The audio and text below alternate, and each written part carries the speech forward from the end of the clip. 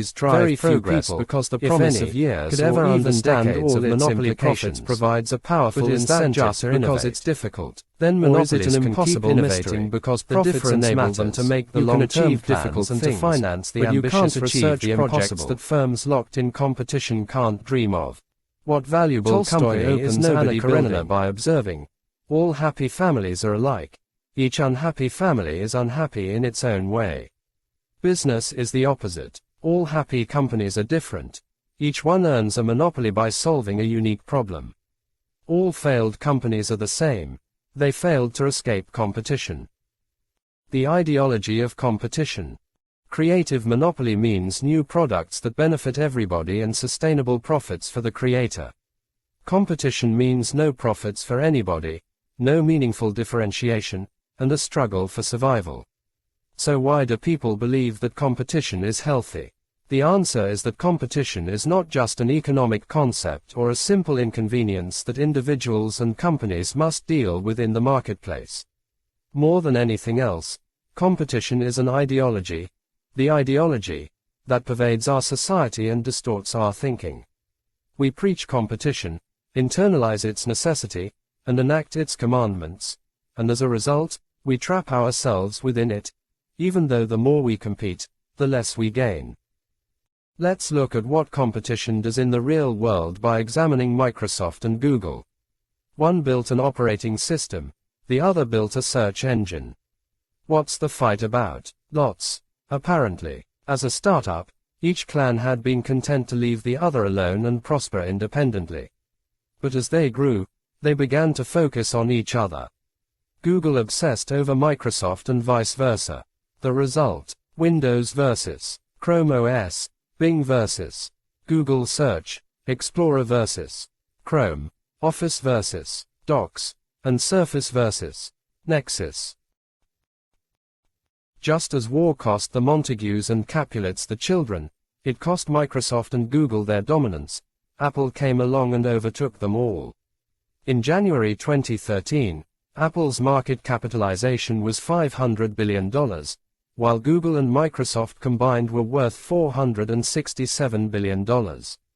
Just 3 years before, Microsoft and Google were each more valuable than Apple. War is